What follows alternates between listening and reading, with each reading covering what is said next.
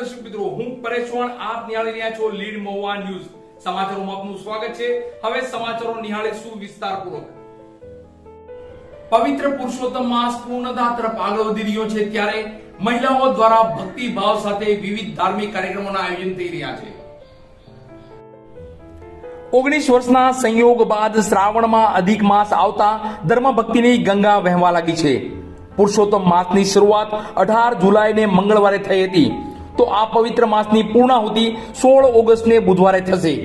વિદ્વાન બ્રાહ્મણ પાસેથી એવું જાણવા મળ્યું છે કે 2020 એટલે કે 34 માસ પહેલા પવિત્ર પુરુષોત્તમ માસ આવ્યો હતો, અને શ્રાવણના પુરુષોત્તમ માસની વાત કરીએ તો 2004માં એટલે કે 19 વર્ષ પહેલા શ્રાવણમાં અધિક માસ આવ્યો હતો. પવિત્ર પુરુષોત્તમ માસ ધર્મ ભક્તિ કરવા માટે ઉત્તમ જ છે, પણ શ્રાવણમાં અધિક માસ આવતો હોય તે અતિ ઉત્તમ છે.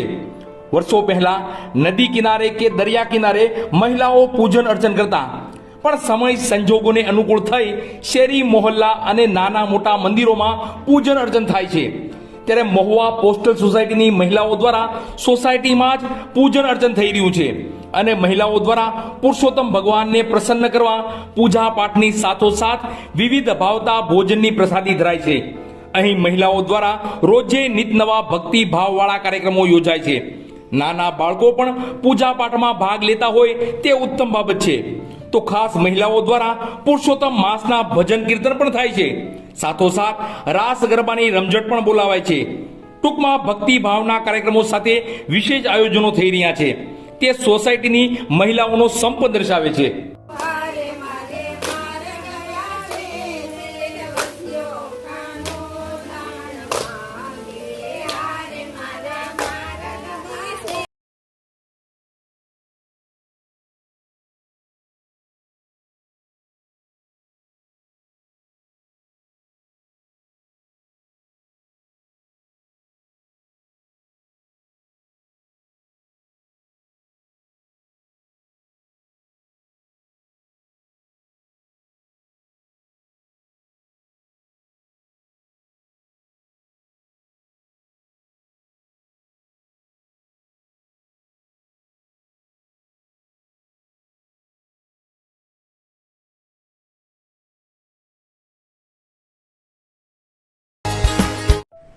આઝાદી કા અમૃત મહોત્સવ અંતર્ગત મારી માટી મારો દેશ કાર્યક્રમ લોંગડી ગ્રામ પંચાયત ખાતે યોજાયો. લોંગડી ગામે વીર સૈનિકો શહીદની યાદમાં શિલા ફલકમ કાર્યક્રમ યોજાયો હતો.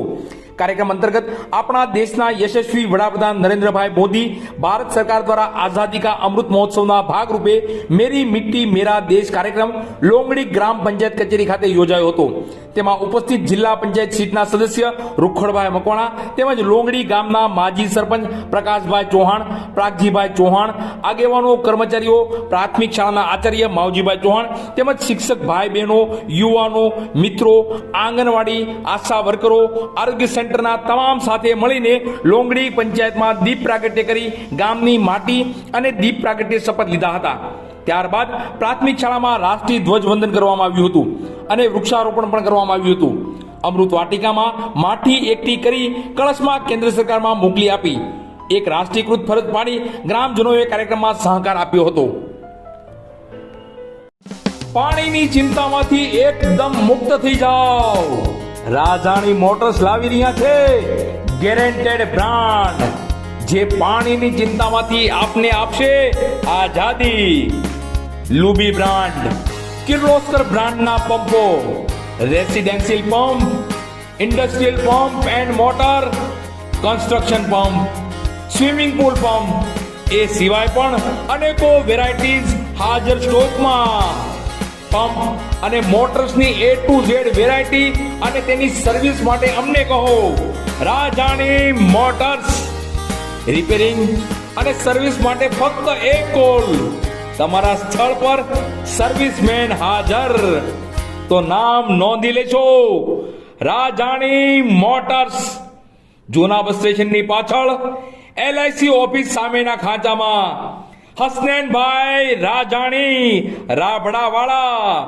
મોબાઈલ નંબર પણ નોંધી લેજો 722 780 72 62 નામ બરાબર યાદ રાખશો, રાજાણી મોટર્સ.